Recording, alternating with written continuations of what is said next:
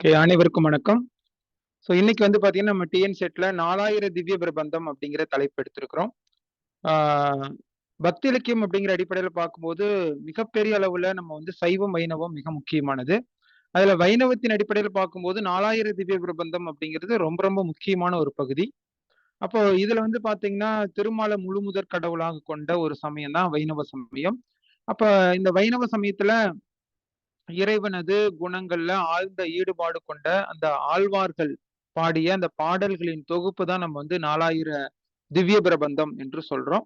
இந்த 4000 திவ்ய பிரபந்தம் குறித்து கண்டிப்பாக தேர்வுல நிறைய வினாக்கள் வரும். அந்த அடிப்படையில நமக்கு வந்து வரப்போகக்கூடிய டிஎன் செட்ல கண்டிப்பாக நீங்க வந்து எதிர்கொள்ளக்கூடிய இந்த தேர்வுல நீங்க சிறப்பாக வந்து இந்த தேர்வை எழுதுவதற்கு வாழ்த்துக்கள்.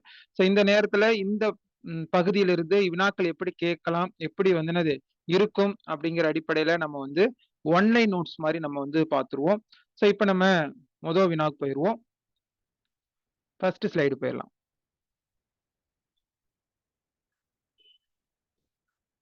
இதுல நம்ம வந்து கவனிங்க.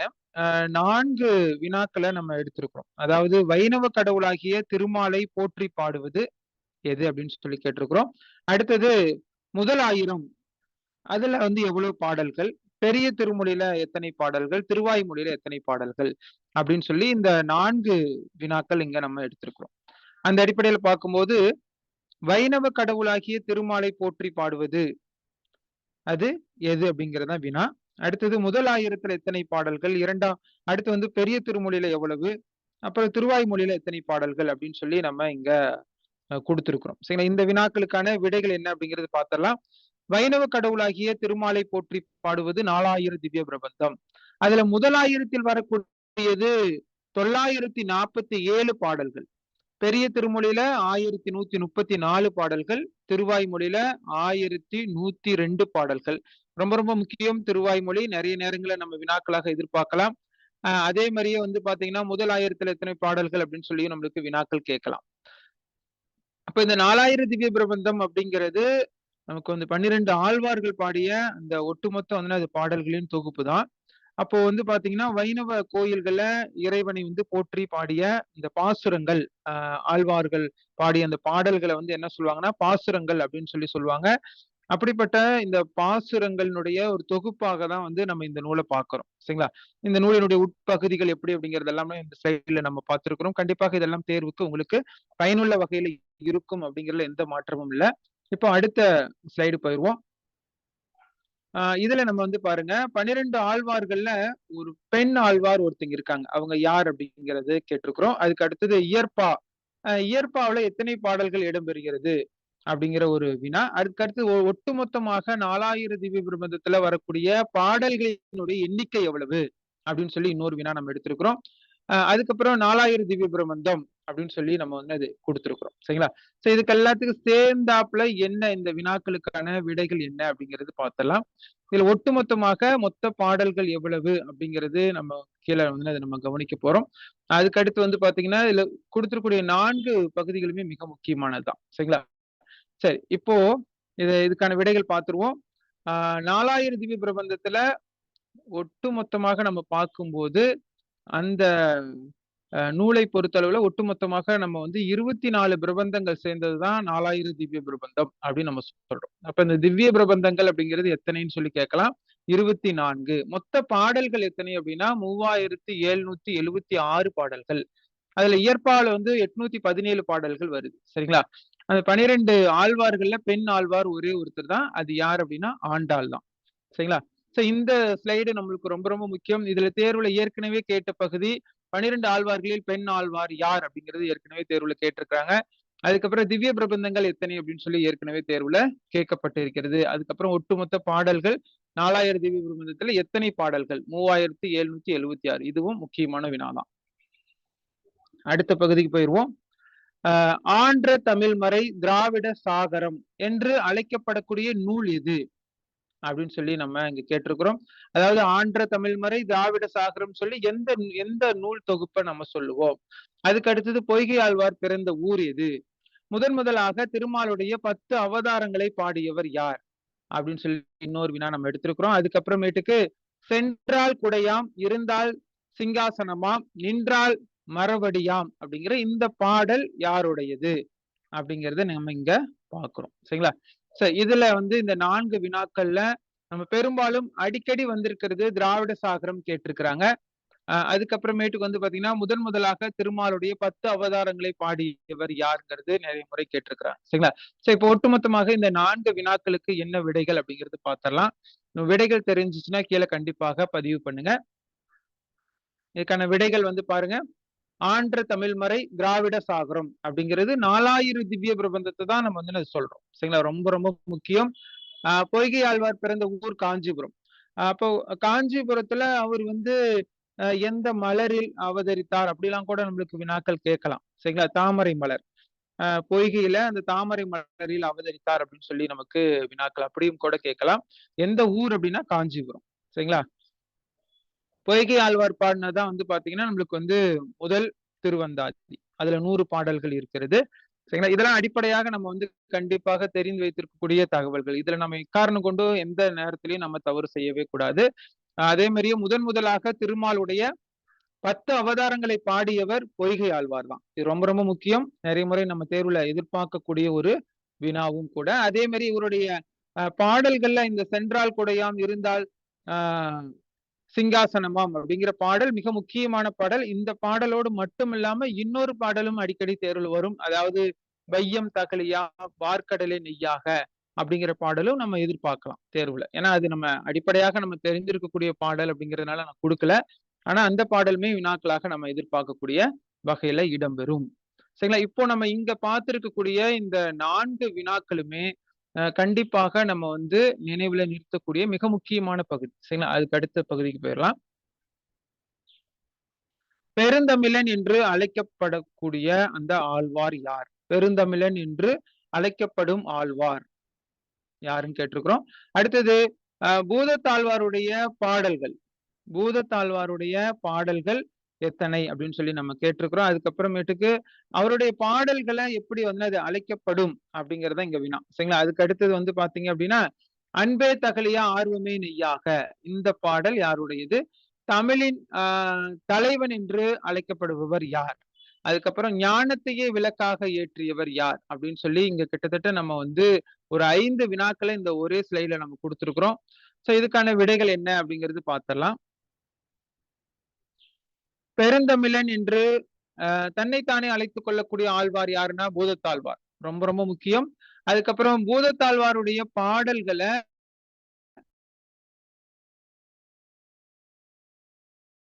வந்து ஞான தமிழ் அப்படின்னு சொல்லி சொல்றோம். இதுல வந்து இவர் பாடிய பாடல்கள் 2ஆம் திருவந்தாதின்னு சொல்லி அழைக்கப்படும். சரிங்களா? இவருடைய பாடல்கள் 2ஆம் திருவந்தாதி என்று அழைக்கப்படுகிறது. தமிழினுடைய தலைவன் என்று அழைக்கப்படுபவர் பேயாழ்வார். அன்பே தகலியா ஆர்வமே நெய்யாகங்கிறது யாரை பற்றி யாருடைய பாடல் அப்படின்னா பூதத்தாழ்வாருடைய பாடல். சோ இது ரொம்ப ரொம்ப முக்கியம். சரிங்களா? அதாவது இந்த இடத்துல வந்து பாத்தீங்கன்னா நம்ம ஏற்கனவே சொல்லி இருந்தோம். வையம் தகலியா வார்க்கடலே நெய்யாகங்கிறது பொய்கை ஆழ்வாருடையது. இந்த பாட்டு வந்து பாத்தீங்கன்னா அன்பே தகலியா ஆர்வமே நெய்யாகங்கிறது பூதத்தாழ்வாருடைய பாடல். சோ இதெல்லாம் அடிப்படையாக நம்ம வந்து கண்டிப்பாக தெரிந்து வைத்துக் கொள்ளக்கூடிய மிக முக்கியமான தகவல். அதுக்கு அடுத்தது தமிழினுடைய தலைவன் என்று அழைக்கப்படுவர். இது நிறைய வினாத்தாள்கள்ல இந்த வினாவை நம்ம பார்த்திருப்போம். தமிழின் தலைவன் யார் அப்படின்னு சொல்லி கேட்டிருப்பாங்க. பேயாழ்வார். ஞானத்தை விளக்காக ஏற்றியவர் யாருன்னு கேட்டிருப்பாங்க. சரிங்களா? பூதத்தாழ்வார். சரிங்களா? ரொம்ப ரொம்ப முக்கியமான பகுதியும் கூட. அடுத்தது பக்தி சாகரர் அப்படின்னு யார சொல்றோம்? சரிங்களா? அதுக்கு அடுத்த ஒரு வினா, நான் கொண்டு மானிடம் பாடேன் என்றவர் யார்? அதுக்கப்புறம் இந்த லைன் நம்ம நிறைய இடங்கள்ல பார்த்திருக்கலாம். அரியார் சமணர் அயத்தார் பௌத்தர் சிறியார் சிவப்பட்டார் என்றவர் யார்? அதுக்கப்புறம் பராங்குசர் என்று அழைக்கப்படக்கூடியவர் யார்? திருவுடை மன்னனை காணின் திருமாலை கண்டேன் என்றவர் யார் அப்படின்னு சொல்லி கிட்டத்தட்ட இதுலயும் நம்ம 5 வினாக்களை கொடுத்திருக்கிறோம். சரிங்களா? இந்த ஒரு ஸ்லைட்ல 5 வினாக்கள் எல்லாமே முக்கியமான வினாக்கள். இதுக்கான விடைகள் என்ன? விடைகளை பதிவு பண்ணுங்க. இப்ப இதுக்கான விடைகள் பார்த்திடலாம். பக்தி சாகரர் நம்ம சொல்றது யார சொல்லுவோம்னா திருமலைசை ஆழ்வாரை தான் சொல்லுவோம். சரிங்களா? அதே மாதிரி நான் கொண்டு மானிடம் பாடேன் என்றவர் திருமலைசை ஆழ்வார். அரியார் சமணர் அயர்த்தார் பௌத்தர் சிறியார் சிவப்பட்டார் என்று என்றவர் யார் அப்படின்னா திருமழிசை ஆழ்வார். பராங்குசர் அப்படின்னு சொல்லி யாரை நம்ம சொல்றோம்னா நம்மாழ்வார் தான் சொல்றோம். இது அடிக்கடி நம்ம தேர்வுல பார்த்திருக்கலாம், பராங்குசர். அதே மாதிரி பக்தி சாகரரும் நிறைய முறை நம்ம வினாத்தாள்ல பார்த்திருக்கலாம். சரிங்களா? அதுக்கப்புறம் திருவுடை மன்னனை காணேன் திருமாலை கண்டேன் என்று சொன்னவர் நம்மாழ்வார்.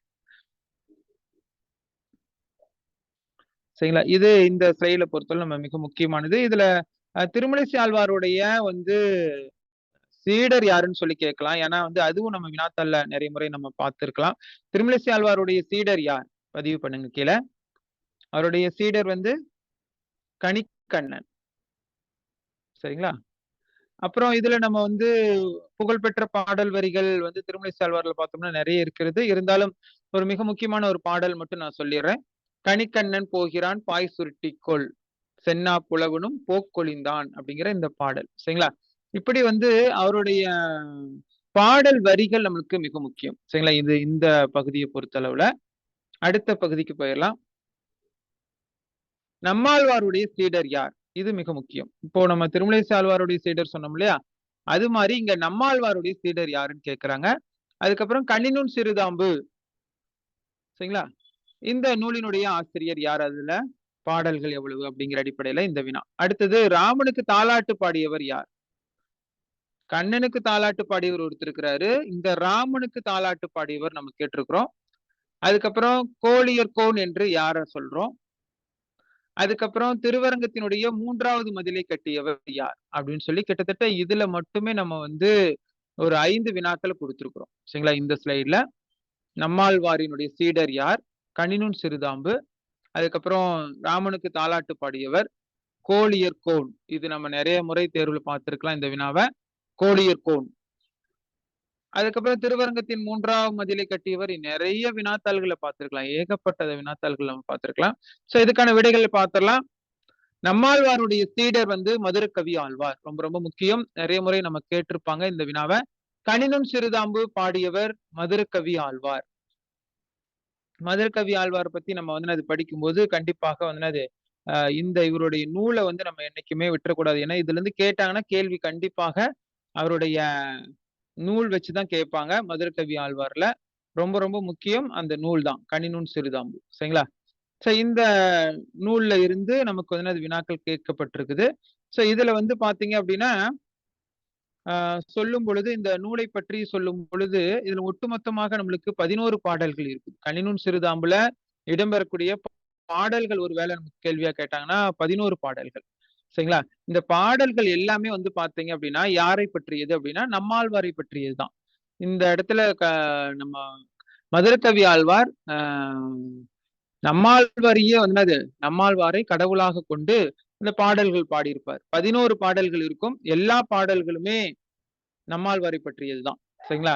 அதுக்கப்புறமேட்டுக்கு இதுல இன்னொரு செய்தியும் சொல்லுவாங்க. அதாவது வந்து 12,000 முறை வந்து இந்த கணினுன் சிறுதாம்பை வந்து இந்த பாடல்களை படிக்கும் பொழுது அதுல நம்மாழ்வார் நேரில் வந்தாராம் அப்படின்னு சொல்லி ஒரு செய்தி சொல்லப்படும். சரிங்களா? இதெல்லாம் நம்ம வந்து அறிந்து கொள்ளக்கூடிய தகவல்கள். அதே மாதிரி நம்மாழ்வாரை தவிர நான் வேற ஒரு தெய்வத்தை வந்து அது அறிய மாட்டேன் அப்படின்னு சொல்லி சொன்னவரும் யார் அப்படின்னா மதுரகவி ஆழ்வார் தான். சரிங்களா?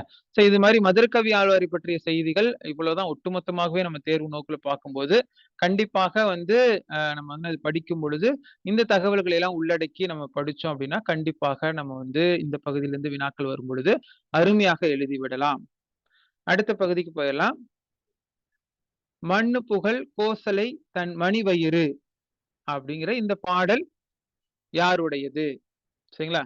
அதுக்கப்புறம் வேயர்கோன் அப்படின்னு சொல்லி யார சொல்றோம்? பெரியாழ்வாருடைய திருமொழியில் இருக்கக்கூடிய பாடல்கள் எத்தனை? சிறிய திருவடின்னு சொல்லி யார சொல்றோம்? அப்படின்னு சொல்லி இங்க நம்ம வினாக்கள் கேட்டிருக்கிறோம். ரொம்ப முக்கியமான பகுதியும் கூட இதெல்லாமே. சரிங்களா? சோ அப்படி பார்க்கும்போது இதுக்கான விடைகள் பார்த்திடலாம். மண்ணு புகழ் கோசலை தன் மணிவயிறு அப்படிங்கிற இந்த பாடல் யார் பாடினது அப்படின்னா குலசேகர ஆழ்வார் பாடியது. சரிங்களா? குலசேகர ஆழ்வார் பாடியது. இங்க வந்து ராமனை வந்து ராமனுக்கு தாலாட்டு பாடியிருப்பாரு. அந்த பாட்டு வரிதான் இந்த லைன். சரிங்களா? அப்ப வந்து கோசலையினுடைய மகன் தான் யாருன்னா ராமன். சரிங்களா? அப்போ அந்த வரிதான் இங்க மண்ணு புகழ் கோசலை தன் மணிவயிறு அப்படிங்கிற இந்த பாடல் குலசேகர ஆழ்வாருடையது. இது ராமனுக்கு தாலாட்டு பகுதியாக அமைந்திருக்கும். சரிங்களா? அடுத்தது வேயர்கோன் அப்படின்னு சொல்லி நம்ம யார சொல்றோம்னா பெரியாழ்வார் தான் சொல்றோம். ரொம்ப ரொம்ப முக்கியம். இது நம்ம தேர்வுல கேட்டிருக்கிறாங்க ஏற்கனவே. நம்ம இந்த மாரி பெயர்கள் இருந்து நம்ம கேள்விகள் எதிர்பார்க்கலாம்.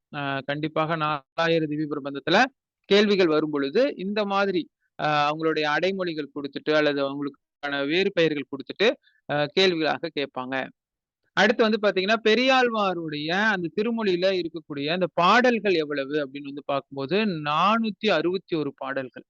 இது ரொம்ப ரொம்ப முக்கியம். அடுத்தது வந்து சிறிய திருவடிங்கிறது யார சொல்றோம் அப்படின்னா, அனுமன தான் சொல்றோம். சரிங்களா? இந்த வினாவும் நம்ம பழைய வினாத்தாள்கள்ல பார்க்கலாம். அதுக்கப்புறமேட்டுக்கு ஆ கோதை என்று அழைக்கப்பட்டவர் யார்? இது நம்மளுக்கு மிக முக்கியமானது. கோதைன்னு சொல்லி நம்ம யார சொல்றோம் அப்படிங்கிறது. அதுக்கப்புறம் திருப்பாவையில இருக்கக்கூடிய பாடல்கள் மொத்தம் எத்தனை? அப்படின்னு சொல்லி ஒரு வினா கேட்டிருக்கிறோம். அதுக்கப்புறம் வெள்ளி எழுந்து வியாழன் உறங்கிற்று என்று பாடியவர் யார்? சரிங்களா? அதுக்கப்புறம் ஆண்டாளுடைய காலம் என்ன? அப்படின்னு சொல்லி ஒரு வினா கேட்டிருக்கிறோம். சோ இந்த 4க்குமே நம்மளுக்கு வந்து தொடர்பு உண்டு. இது 4க்கும் விடைகள் என்ன? அப்படிங்கிறது பார்த்தரலாம். நீங்க விடைகள் தெரிஞ்சுச்சுன்னா கீழ கண்டிப்பாக பதிவு பண்ணுங்க. கோதை என்று அழைக்கப்பட்டவர் அ யாருன்னா ஆண்டாள் தான். சரிங்களா? ஆண்டாள் தான் நம்ம வந்து கோதை என்று அழைக்கிறோம். அப்ப ஆண்டாளை பற்றி நம்ம சொல்லும்போது நெறைய தகவல்கள் ஆண்டாளை பற்றி வந்து அது செய்திகள் வந்து உண்டு. கண்டிப்பாக அவங்கள பத்தி நம்ம படிக்கும் பொழுது ஏகப்பட்ட தகவல்கள் நம்ம வந்து அது படித்து கொள்ள வேண்டும். ஏன்னா, அவங்க ஒரு பெண் ஆழ்வார் அப்படிங்கிறனால, அந்த பகுதியிலிருந்து நமக்கு வந்து அது வினாக்கள் வருது அப்படின்னா, நம்ம எழுதுவதற்கு தயாராக இருக்கணும். நமக்கெல்லாம் எளிமையாக தெரிஞ்சது அவங்க எழுதின நூல் திருப்பாவை. அதுல 30 பாடல்கள் இருக்குது அப்படிங்கிறது நமக்கு தெரியும். சரிங்களா? அதுக்கப்புறம் அவங்களுடைய காலகட்டம் 8ஆம் நூற்றாண்டு. வெள்ளி எழுந்து வியாழன் உறங்கிற்று என்று பாடியவர் ஆண்டாள் தான் பாடியிருக்கிறார். சரிங்களா? இதெல்லாம் ரொம்ப ரொம்ப முக்கியமான தகவல். இது போக இதுல வந்து இன்னும் வந்து ஆ "சூடிக் கொடுத்த சுடர்கொடி" அப்படின்னு சொல்லி இவங்கள சொல்லுவாங்க. அதுக்கப்புறம் "ஆண்டவனையே ஆண்டதால் ஆண்டாள் என்று அழைக்கப்பட்டாங்க." இதெல்லாம் அடிப்படையான தகவல்கள். கண்டிப்பாக இந்த பகுதியிலிருந்து இப்படிலாம் வினாக்கள் வருது அப்படின்னா, கண்டிப்பாக நம்ம எழுதுவதற்கு தயாராக இருக்கணும். அதே மாரி நாச்சியார் திருமொழி இவங்க எழுதின ஒரு நூல். அந்த நாச்சியார் திருமொழியில ஒட்டுமொத்தமாக எத்தனை பாடல்கள்? 143 பாடல்கள் அதுக்குள்ள இருக்கும். சரிங்களா? அதுக்கப்புறமேட்டுக்கு வந்து பார்த்தீங்கன்னா, ஆ இந்த திருப்பாவை குறித்து நம்ம சொல்லும் பொழுது, மார்கழி திங்கள் மதி நிறைந்த நன்னாள் அப்படிங்கிற அந்த பாடல் மிக முக்கியமானது அதுல. இதெல்லாம் இந்த அடிப்படையில நம்ம வினாக்கள் எதிர்பார்க்கலாம் திருப்பாவையிலிருந்து. இந்த ஸ்லைட பொறுத்த அளவுல நம்ம வந்து இங்க சொல்லியிருக்கக்கூடிய இந்த தகவல்கள் நம்மளுக்கு ரொம்ப ரொம்ப முக்கியமானது. ஏன்னா இதெல்லாம் நம்ம கொஞ்சம் படிச்சிருப்போம். ஆனா நினைவுக்கு கண்டிப்பா நம்ம கொண்டு வரணும். அதே மாரி ஒரு சில தகவல்கள் இதுல உங்களுக்கு புதிதாக இருக்கலாம். இந்த தகவல்கள் எல்லாமே கண்டிப்பாக உங்களுக்கு தேர்வுக்கு பயனுள்ள வகையில இருக்கும். சரிங்களா? அடுத்த பகுதிக்கு போயிரலாம். சங்க தமிழ் மாலை 30 அப்படின்னு இருக்கு இல்லைங்களா? அ அப்படின்னு சொல்லி எந்த நூல் சொல்லப்படுகிறது? சரிங்களா? அதுக்கப்புறம் விப்ரநாராயணன் என்று எந்த யாரை அழைக்கிறோம்? விப்ரநாராயணன் சொல்லி யார நம்ம சொல்றோம்? அப்படிங்கிற ஒரு வினா. அதுக்கப்புறம் திருப்பள்ளி எழுச்சி பாடல்கள். அதுல எத்தனை பாடல்கள் இருக்குது? அப்படின்னு சொல்லி ஒரு வினா. அதுக்கப்புறம் பாரத மாதாவுக்கு திருப்பள்ளி எழுச்சி பாடியவர் அப்படின்னு சொல்லி ஒரு வினா கேட்டிருக்கிறோம். சரிங்களா? பாரத மாதாவுக்கு திருப்பள்ளி எழுச்சி பாடியவர். அதுக்கப்புறமேட்டுக்கு திருப்பான ஆழ்வார் பிறந்த ஊர் எதுன்னு சொல்லி கேட்டிருக்கிறோம். சரிங்களா? இது எல்லாத்துக்கும் விடைகள் பார்த்தரலாம். இது எல்லாத்துக்கும் வந்து பார்த்தீங்கன்னா, சங்க தமிழ் மாலை 30ங்கிறது திருப்பாவை தான் உணர்த்துது. விப்ரநாராயணன் அப்படின்னு சொல்லி நம்ம சொல்றது தொண்டரடி பொடியாழ்வார் சொல்றோம். அதே மாரி திருப்பள்ளி எழுச்சியில வந்து பார்த்தீங்கன்னா, நமக்கு மொத்தம் எத்தனை பாடல்கள் அப்படின்னா 10 பாடல்கள் இருக்குது. சரிங்களா?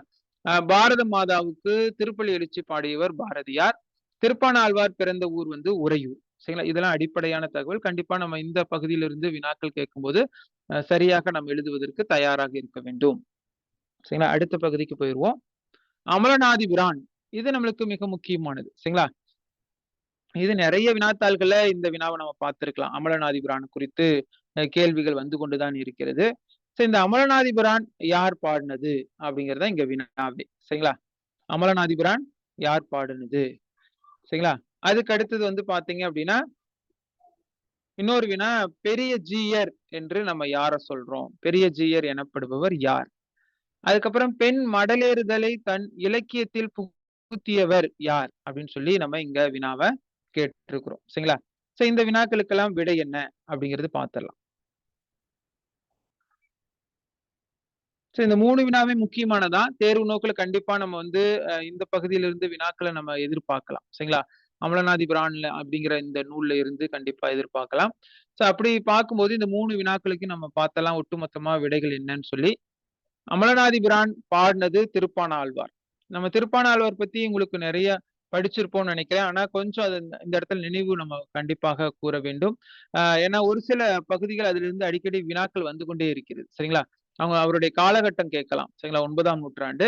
அதே மாரியே வந்து பார்த்தீங்கன்னா, திருவரங்கநாதரை வந்து இவரு வந்து நினைத்து பாடியது தான் இந்த அமலனாதிபிரான் அப்படிங்கிற இந்த பதிகம். சரிங்களா? இதுல மொத்தம் எத்தனை பாடல்கள் இருக்குதுன்னு கூட வினாக்கள் நம்ம கேட்கலாம். சரிங்களா? இதுல ஒட்டுமொத்தமாக எத்தனை பாடல்கள் இருக்கிறது அப்படின்னு வினாக்கள் எதிர்பார்க்கலாம். இது அமலனாதிபிரான்ங்கிறது ஒரே ஒரு பதிகம் தான். சரிங்களா? இந்த பதிகம் ஒரே ஒரு பதிகம் தான் இருக்கும் இதுல. 10 பாடல்களை கொண்ட ஒரே ஒரு பதிகம் தான் அமலனாதிபிரான். ஏன்னா தேர்வுல வந்து வினாக்கள் நமக்கு குடுக்கும்போது 10ன்னு குடுக்கலாம். சில இடங்கள்ல வந்து 11ன்னு குடுக்கலாம். சரிங்களா? அந்த இடத்துல நம்ம குழம்பிறக்கூடாது. ஒரே ஒரு பதிகம் 10 பாடல்கள் தான். சரிங்களா? அத நினைவுல நிறுத்துங்க. ஏன்னா ஒரு சில நேரங்கள்ல நம்ம வந்து இது பாடல் அதிகமாக இருக்குமோ! அப்படின்னு சொல்லி நம்ம நினைத்து விட கூடும். அப்படி இல்லாம இந்த இடத்துல வந்து பார்த்தீங்கன்னா, ஒரே ஒரு பதிகம் அப்படிங்கிறத நினைவுல வச்சுக்கங்க. ஒரு பதிகம்னா 10 பாடல்கள். அதே மாரி இந்த இதுல வரக்கூடிய அமலனாதி பிரான்ல வரக்கூடிய அந்த பாடல்கள் எல்லாமே வந்து பார்த்தீங்கன்னா, அகத்துறை சார்ந்த பாடல்களாக தான் இருக்கும் அப்படின்னு சொல்லியிருக்காங்க. ஸோ இது உங்களுக்கு ஒரு கூடுதல் செய்தி தான். சரிங்களா? அதுக்கப்புறம் அ இவர் ஒரு தாழ்ந்த குலத்தைச் சேர்ந்தவர் அப்படிங்கிறது கருதப்பட்டதுனால, இவர் வந்து காவிரி கரையிலிருந்து அரங்கநாதரை வழிபட்டார் அப்படின்னு சொல்லி ஒரு செய்தி. இதெல்லாம் நம்ம இந்த ஆழ்வாரை பற்றி படிக்கும்போது டீட்டெயிலா நீங்க எல்லாம் படிச்சிருப்பீங்க. அதே மாரி இவருடைய புகழ்பெற்ற ஒரு பாடல் ஒண்ணு இருக்குது. "கொண்டல் வண்ணனை கோவலனாய் வெண்ணெய் உண்ட வாயன் என் உள்ளம் கவர்ந்தன" அப்படின்னு சொல்லி ஒரு அற்புதமான பாடல். அந்த பாடல்ல இருந்து நம்ம வினாக்கள் எதிர்பார்க்கலாம். சரிங்களா? அதே மாரி வந்து இவர் எந்த அம்சமாக பிறந்தார் அப்படின்னு சொல்லி கேட்கலாம். ஆ திருமரு அம்சமாக பிறந்தார். இதே மாரியே ஒவ்வொரு ஆழ்வார்களுக்கும் அந்த அம்சம் அப்படிங்கிறது இருக்கும். சரிங்களா? அந்த அம்சம் குறித்து நம்மளுக்கு தேர்வுல வினாக்கள் எதிர்பார்க்கலாம். இப்போ எடுத்துக்காட்டுக்கு வந்து பார்த்தீங்க அப்படின்னா, ஒவ்வொரு ஆழ்வார்கள் பற்றி நம்ம சொல்லும் பொழுது, இப்போ திருமங்கை ஆழ்வார்ன்னு வச்சுக்கங்களேன்.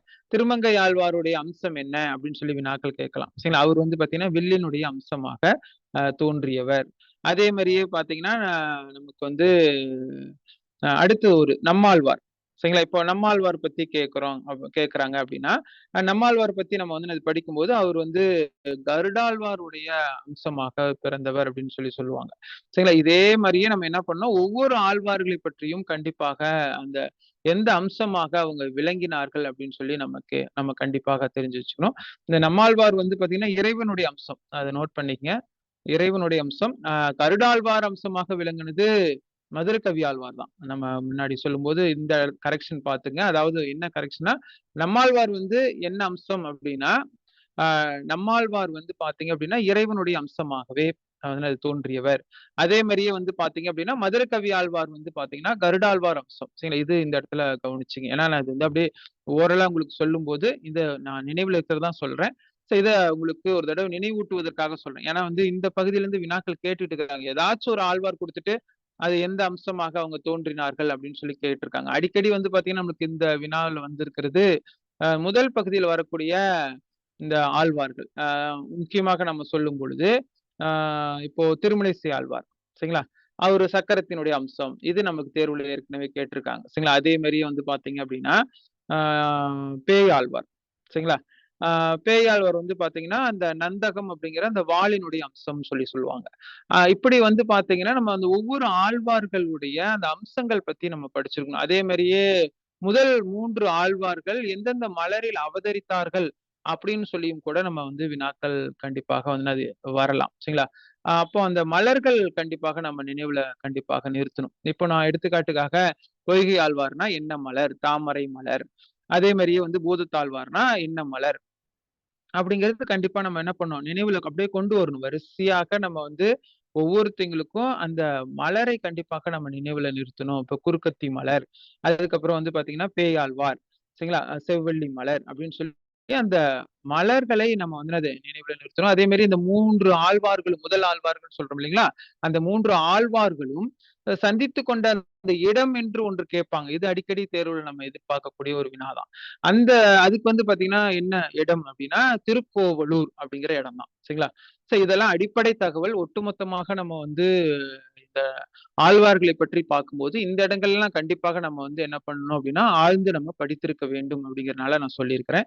இப்ப அடுத்த வினாக்கு போயிடலாம். பெரிய ஜீயர் அப்படின்னு சொல்லி அழைக்கப்படக்கூடியவர் மணவாள முனிகள். சரிங்களா? இது ரொம்ப முக்கியமானது. அதுக்கப்புறம் பெண் மடல் ஏறுதலை பற்றி தன்னுடைய இலக்கியத்தில் வந்து அது புகுத்தியவர் திருமங்கை ஆழ்வார்.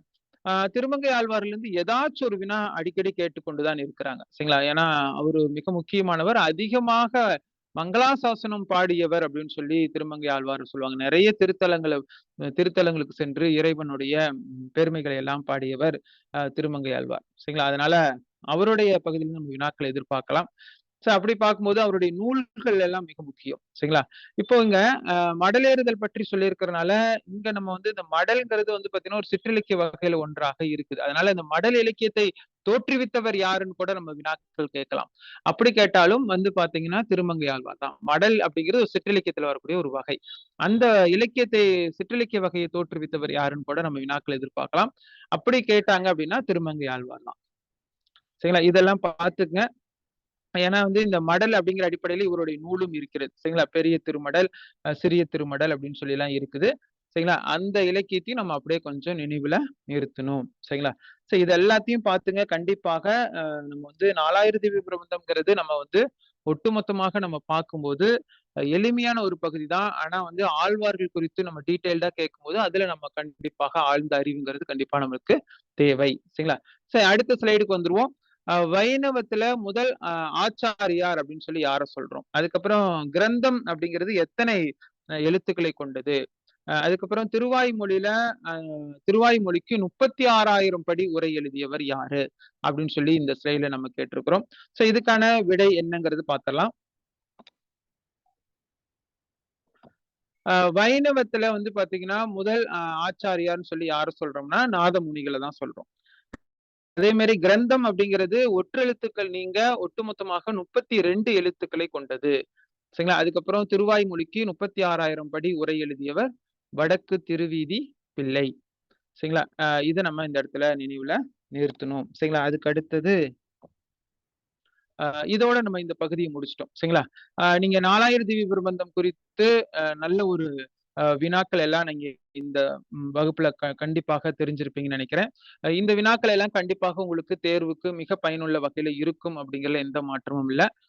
இந்த சமயத்துல கண்டிப்பாக நீங்க படிக்கிறத மட்டும் பின்வாங்கி விடக்கூடாது. முன் வைத்த காலை என்றைக்கும் பின் வைக்கக் கூடாது. தொடர்ந்து படியுங்கள். கண்டிப்பாக வெல்வது உறுதி. All the best. அடுத்த வகுப்புல சந்திக்கலாம். நன்றி, வணக்கம்.